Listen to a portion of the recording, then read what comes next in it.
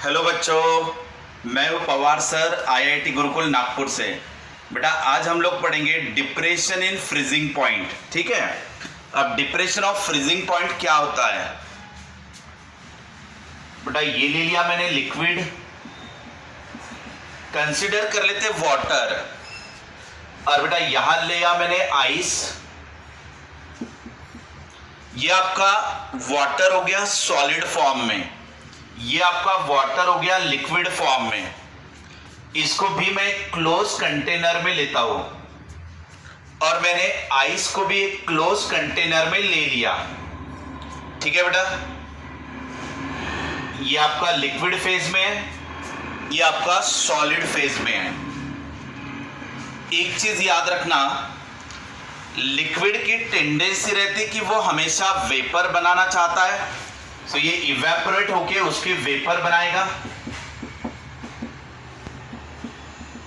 ये ऐसे इसके वेपर बनेंगे।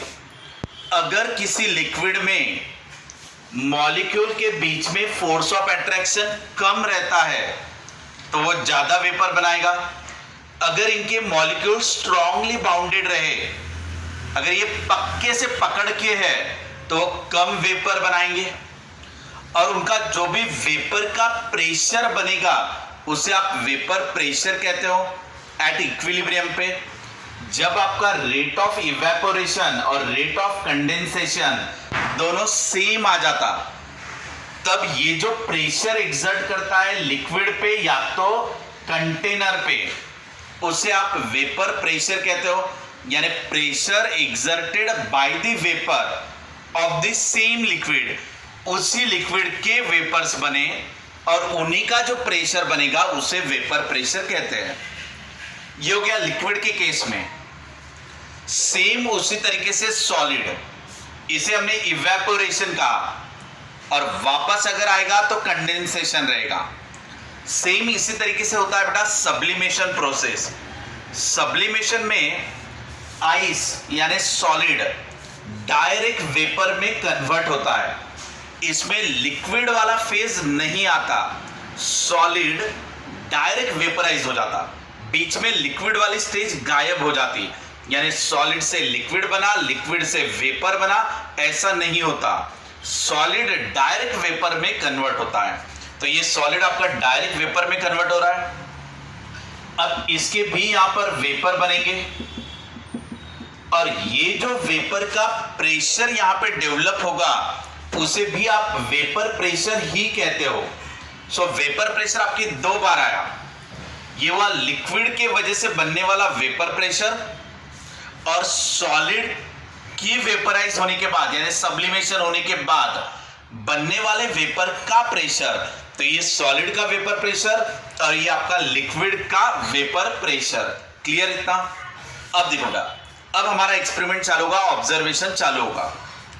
अब मान लो हम लोग इसको हीट सप्लाई कर रहे हैं, किसे? ये लिक्विड को। अब ये लिक्विड को हीट सप्लाई करना चालू करो। हम ग्राफ देखेंगे यहां पर, ये हो गया मेरा टेम्परेचर ग्राफ, और ये हो गया मेरा वेपर प्रेशर का एक्सिस। ये ले लिया मैंने टेम्परेचर एक्सिस, ये ले लिया मैंने वेपर प्रेशर का एक्सिस। अब अगर हमारा टेम्परेचर हम स्टार्टिंग में कम ले लेते हैं, क्योंकि बेटा जीरो टेम्परेचर पे वेपर तो बनेगी ही नहीं, इसलिए ये लेने की आपको जरूरत नहीं है। एक पर्टिकुलर टेम्परेचर पे आने के बाद आपको एक पर्टिकुलर वेपर प्रेशर मिलेगा, मान लेते ये है। अब जैसे जैसे हम लोग टेम्परेचर बढ़ाएंगे, यानी यहां पे हीट दे रहे हैं, तो अगर आपने टेम्परेचर बढ़ाया तो वेपर ज्यादा बनेगी, और ज्यादा वेपर बनेगी तो ज्यादा वेपर प्रेशर डेवलप होगा।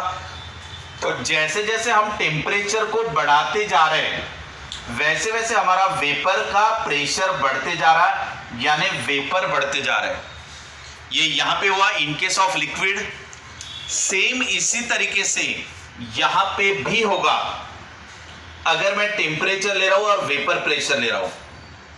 तो बेटा एक पर्टिकुलर टेम्परेचर पे पर्टिकुलर वेपर प्रेशर यहां पे भी रहेगा, लेकिन ये टेम्परेचर लोअर रहेगा, ये वाला टेम्परेचर हायर रहेगा, क्योंकि ये लिक्विड है, लिक्विड और गैस।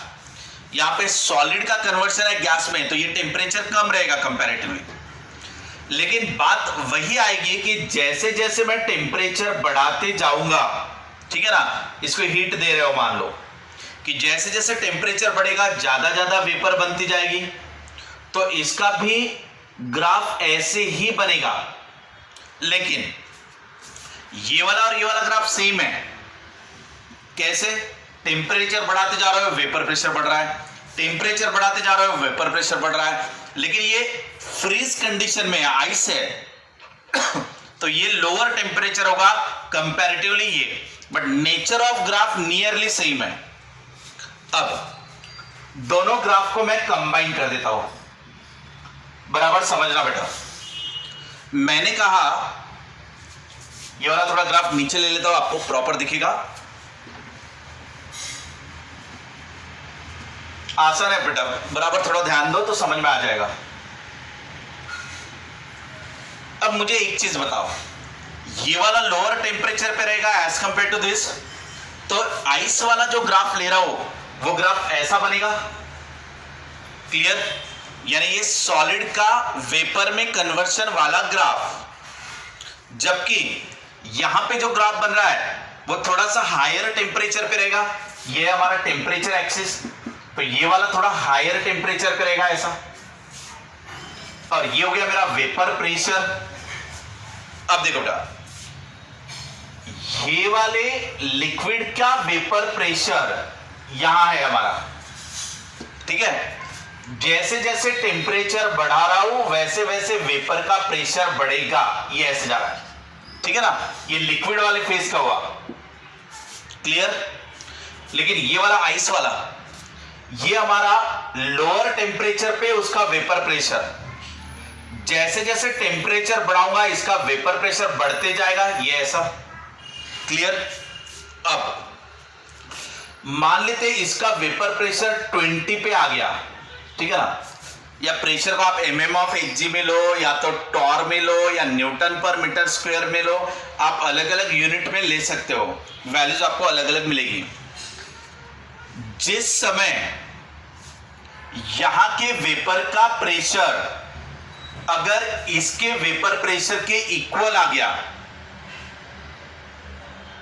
तब आप कहोगे कि फ्रीजिंग पॉइंट आ गया। बराबर समझना है हमें, फ्रीजिंग पॉइंट यानी क्या। तो बेटा ये देखो, अगर मैंने यहां का वेपर प्रेशर घटाना चालू किया, अब हम रिवर्स चलते हैं, समझना बराबर। अब हम रिवर्स जाएंगे। अगर यहां का मैं टेम्परेचर कम कम करते जाऊंगा तो लिक्विड आपका सॉलिड में कन्वर्ट होगा। तो ये वाला जो लिक्विड है इसका अब मैं टेम्परेचर कम कर रहा हूं, तो मैं ग्राफ में ऐसा रिवर्स आऊंगा। तो मान लेते हैं हम लोग यहां से स्टार्ट कर रहे हैं, ठीक है। ये वाला पॉइंट ले रहा हूं बेटा मैं, यानी मैंने ले लिया एक पर्टिकुलर टेम्परेचर ये वाला। अब जैसे जैसे मैं टेम्परेचर डाउन करते जाऊंगा यहां के वेपर्स कम होते जाएंगे, यानी मैंने टेम्परेचर कम करते गया तो वेपर प्रेशर कम होते जाएगा, यानी ग्राफ इस तरफ आएगा मेरा ऐसा। क्लियर? तो एक पर्टिकुलर टेम्परेचर पे आने के बाद, यानी ये वाले टेम्परेचर पे T0 पे आ गया मान लो मैं, पर्टिकुलर टेम्परेचर पे आने के बाद यहां का वेपर प्रेशर इसके वेपर प्रेशर को मैच हो जा रहा है, क्योंकि इसके वेपर प्रेशर की ये वाली लाइन है और इसका वेपर प्रेशर इसको मैच हो जा रहा है यहां पर। क्लियर है बेटा?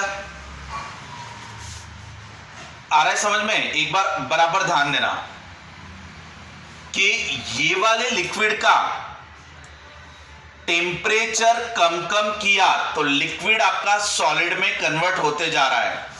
यहां का वेपर प्रेशर कम होते जा रहा है, और कम होते गया तो जाने के बाद वो किसके साथ मैच हो गया? इसके वेपर प्रेशर के साथ, यानी ये वाले ग्राफ के साथ। तो आप ये वाले पॉइंट पे क्या कह सकते हो कि लिक्विड का वेपर प्रेशर सॉलिड के वेपर प्रेशर के साथ मैच हो गया ये पॉइंट पे, यानी आपका liquid is going to convert into this solid.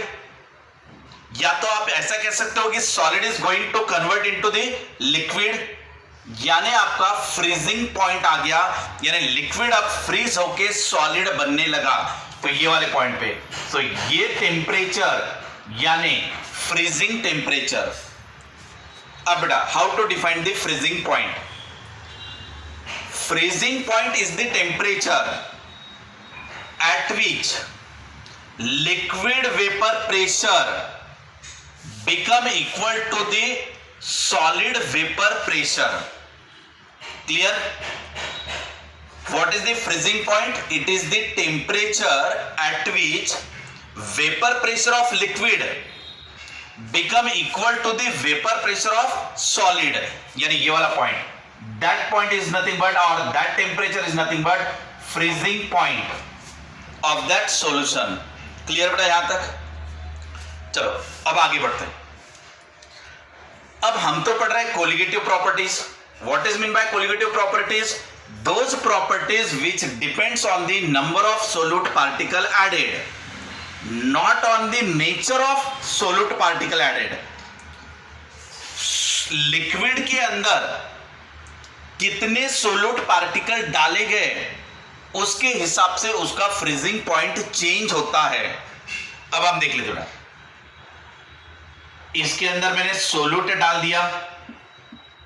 अगर मैंने इसके अंदर सोल्यूट डाल दिया तो क्या होता है? तो आपका वेपर प्रेशर घटता है उसी टेम्परेचर पे। यानी अगर मैंने कोई भी एक टेम्परेचर ले लिया, मान लो कोई भी एक टेम्परेचर टी ले लिया, इस टेम्परेचर पे वेपर प्रेशर कितना था? इतना था, ठीक है ना, इतना वाला वेपर प्रेशर था। सोल्यूट डालने की वजह से सोल्यूट क्या करता? वेपर को ब्लॉक कर देता, यानी वेपर को आसानी से बाहर नहीं जाने देता।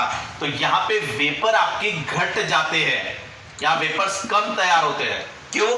क्योंकि आपने सोल्यूट डाल दिया, और सोल्यूट क्या करता?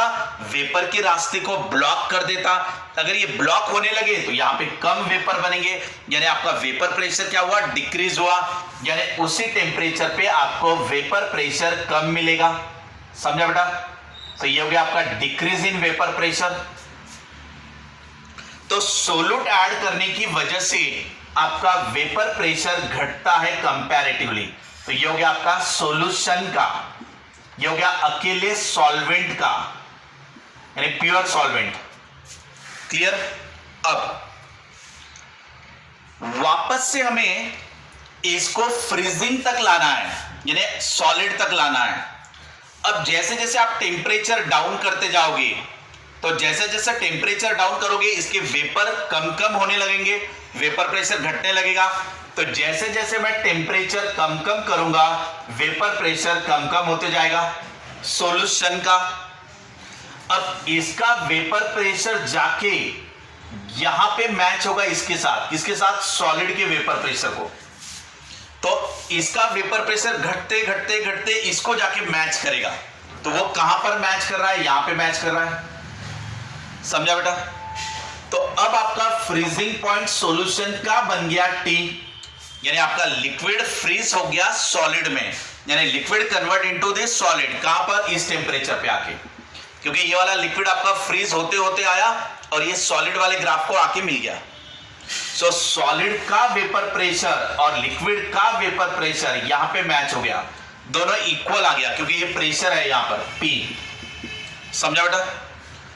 तो अब आपका liquid is going to convert into solid, यानी क्या आ गया? आपका फ्रीजिंग पॉइंट आ गया। लेकिन ये वाला फ्रीजिंग पॉइंट पहले के फ्रीजिंग पॉइंट से इस तरफ आया, कम आया। सो पहले का फ्रीजिंग पॉइंट ज्यादा था, अभी का फ्रीजिंग पॉइंट कम है।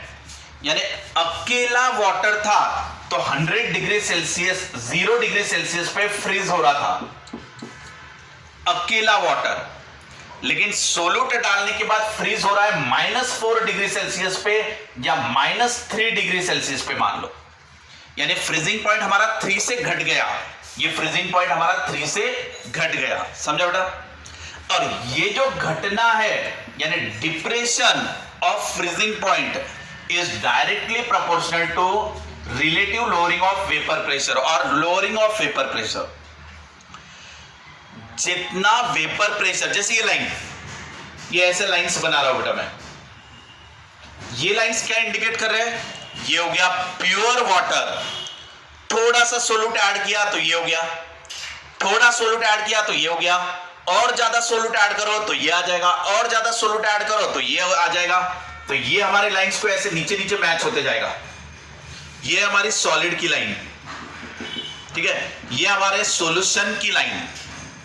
तो जैसे जैसे मैं सोल्यूट ज्यादा ज्यादा ऐड करते जाऊंगा वैसे वैसे मेरा वेपर प्रेशर घटते जाएगा और मेरा बॉइलिंग पॉइंट भी इस तरफ शिफ्ट होते जाएगा।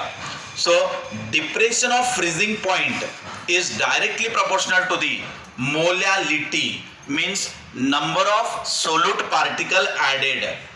ठीक है बेटा, आगे ध्यान देते हम लोग।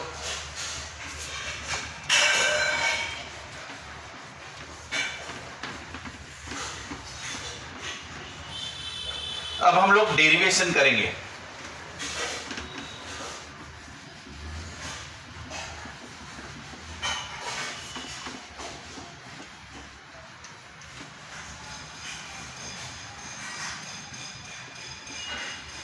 एक चीज बता दो बेटा, प्योर लिक्विड का फ्रीजिंग पॉइंट यानी क्या, टीएफ मान लेते हैं 100 डिग्री सेल्सियस, नहीं 0 डिग्री सेल्सियस फ्रीजिंग पॉइंट ले रहे हैं हम लोग फॉर प्योर वाटर। ठीक है बेटा, सोल्यूट ऐड करने के बाद फ्रीजिंग पॉइंट घटा यानी -3 डिग्री सेल्सियस हो गया, फ्रीजिंग पॉइंट आपका घट गया। इसको आप अनदर वे में भी कह सकते हो कि अकेला वाटर है, आराम से फ्रीज होके सॉलिड बन गया ऐसे। लेकिन अगर आपने इस लिक्विड में सोल्यूट पार्टिकल डाल दिए तो सोल्यूट पार्टिकल डालने के बाद उसको फ्रीज होने में दिक्कत जा रही है, रुकावट पैदा हो रही है, तो आपको टेम्परेचर को और भी डाउन करना पड़ेगा, तब जाके वो सॉलिड में कन्वर्ट होगा। आप ऐसा भी इसको कह सकते हो। ठीक है, सो प्योर वाटर का फ्रीजिंग पॉइंट, सोल्यूट ऐड करने के बाद फ्रीजिंग पॉइंट घटा, फ्रीजिंग पॉइंट कितने से कम हुआ, T0 माइनस T, इससे फ्रीजिंग पॉइंट कम हो गया, इसको कहते हो delta TF, depression of freezing point. Experimentally it is directly proportional to molality. ठीक है बेटा, experimentally, therefore delta TF equal to, यानी ये delta TF equal to constant into molality, ये प्रोपोर्शनैलिटी कांस्टेंट ले लिया यहां पर। अब इसको आगे सॉल्व करेंगे। Therefore delta TF equal to constant into, बेटा मोलैलिटी कैसे निकालते, number of mole of solute upon weight of solvent in kg। ठीक है बेटा, now constant number of mole कैसे निकालोगे, given weight upon molecular weight, और ये हो गया weight of solvent in kg, ये आपका फॉर्मूला बना। ये हो गया तुम्हारा डेल्टा TF, क्लियर। अब हमें यहां पे निकालना है molecular weight of solute. So molecular weight of solute कैसे निकलेगा, इसको इधर ला लो, तो ये आ जाएगा K into WB upon delta TF, और ये हो गया WA। अब देखना बेटा, न्यूमेरिकल्स बहुत सिंपल आएंगे। न्यूमेरिकल हो सकता है आपका delta TF equal to constant into molality. मैं एक सिंपल सा न्यूमेरिकल बना लेता हूं। मोलैलिटी की वैल्यू आपको दे दिया, चेंज इन फ्रीजिंग पॉइंट आपको दे दिया, कांस्टेंट निकालने के लिए कह दिया। सेकंड क्वेश्चन ऐसा पूछा जाएगा जिसमें कांस्टेंट दे दिया जाएगा, मोलैलिटी दे दिया जाएगा, डिप्रेशन ऑफ फ्रीजिंग पॉइंट निकालो, ये क्वेश्चन रहेगा। क्वेश्चन ऐसा भी हो सकता है, इसके ऊपर डिपेंड, सोल्यूट के नंबर ऑफ मोल्स दे दिए, वेट ऑफ सॉल्वेंट दे दिया, आपको डेल्टा TF निकालना है, कांस्टेंट दिया हुआ है। या तो न्यूमेरिकल बहुत फॉर्मूला बेस्ड आएगा इसके ऊपर।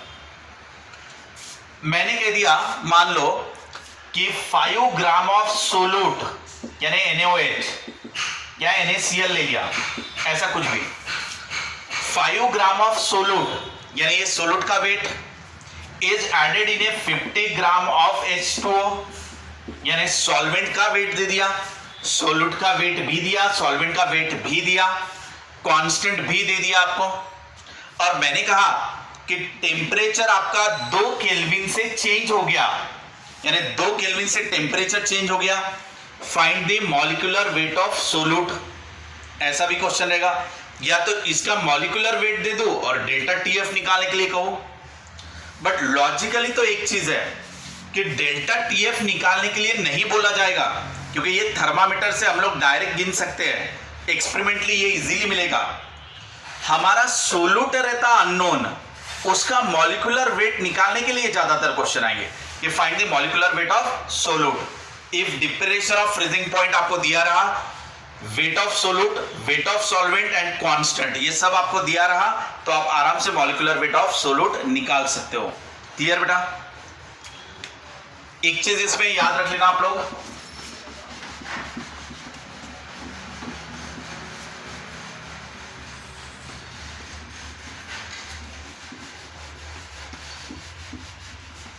और एक बार देख लो बेटा थोड़ा सा, ये है लिक्विड, ये है आपका सॉलिड, ये आइस है, ये वाटर है।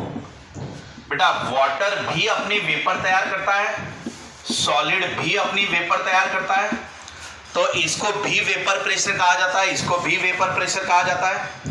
लिक्विड से भी वेपर बनती है, आइस से भी डायरेक्ट वेपर बनती है बिना लिक्विड में कन्वर्ट हुए, ये भी होता है जिसे सब्लिमेशन कहते हैं। अगर लिक्विड का वेपर प्रेशर कम कम करते करते इसके वेपर प्रेशर के इक्वल ला लिया, यानी ये लिक्विड का वेपर प्रेशर कम कम करते हुए लाए और सॉलिड के वेपर प्रेशर को मैच कर लिए, तो इसे क्या कहते हैं? Boiling point, freezing point. So freezing point यानी क्या? सो वाटर का वेपर प्रेशर सॉलिड के वेपर प्रेशर को मैच हो गया, यानी आपका लिक्विड अभी फ्रीज होना चालू हो गया, तो फ्रीजिंग पॉइंट आपका आ गया, ये हो गया डेल्टा टीएफ, ये टीएफ। क्लियर? ये आपका वेपर प्रेशर। नाउ अगर इसमें सोल्यूट डाल दिया जाए तो क्या होता है? सोल्यूट डाल दिया जाए तो इसका वेपर प्रेशर घट जाता है, यानी इसकी वेपर प्रेशर की लाइन ऐसे बनेगी। अब इसका वेपर प्रेशर घटाते घटाते, यानी टेम्परेचर को कम करते जाओ, इसका वेपर प्रेशर इसकी इक्वल ला लो, तो वो इक्वल कहां पर आएगा? ये वाले पॉइंट पे, यानी आपका फ्रीजिंग पॉइंट क्या हो गया? घट गया। सो ये हुआ आपका change in freezing point delta TF. It is directly proportional to किसके? लोअरिंग ऑफ वेपर प्रेशर के, क्योंकि पहले वेपर प्रेशर इतना था, अब वेपर प्रेशर इतना हो गया, तो ये हो गया आपका लोअरिंग ऑफ वेपर प्रेशर। अगर वेपर प्रेशर बहुत ज्यादा कम हुआ होता, मान लो ऐसे, तो ये लोअरिंग ऑफ वेपर प्रेशर बढ़ गया। सो अगर ये लोअरिंग ऑफ वेपर प्रेशर बढ़ गया तो बॉइलिंग पॉइंट आपका इतना बढ़ेगा। सो यहां से क्या? फ्रीजिंग पॉइंट बेटा, सॉरी, तो ये फ्रीजिंग पॉइंट जो है डेल्टा टीएफ, वो डायरेक्टली प्रोपोर्शनल टू आ रहा है डिक्रीजिंग ऑफ वेपर प्रेशर। सो ये डेल्टा पी के साथ डायरेक्टली प्रोपोर्शनल आ रहा है। Experimentally it is proportional to molality. Clear? तो जैसे जैसे आप सोल्यूट ज्यादा ऐड करोगे तो वेपर प्रेशर वाली लाइन घटेगी और वो जाके नीचे के पॉइंट पे आके मैच होगी, तो आपका जो फ्रीजिंग पॉइंट है वो और भी घटेगा। जैसे यहां दिख रहा है कि इतना प्रेशर घटा तो ये बॉइलिंग पॉइंट फ्रीजिंग पॉइंट घटा। ज्यादा सोल्यूट ऐड किया तो ज्यादा प्रेशर घटेगा, तो फ्रीजिंग पॉइंट और बढ़ेगा, यानी घटेगा नीचे की तरफ। और ज्यादा सोल्यूट ऐड किया यहां तक तो वेपर प्रेशर और घटा, तो आपका फ्रीजिंग पॉइंट और कम हो जाएगा, ये वाला इस तरफ जाएगा। So delta TF is directly proportional to vapour pressure. Clear बेटा? तो आप इसके ऊपर के न्यूमेरिकल सॉल्व कर सकते हो। न्यूमेरिकल आप आसानी से सॉल्व करते हैं। Elevation in boiling point, depression in freezing point, दोनों के लिए सेम ही फॉर्मूले आते हैं। न्यूमेरिकल ही सेम तरीके से आप सॉल्व कर सकते हो। ठीक है? Okay, thanks to all of you.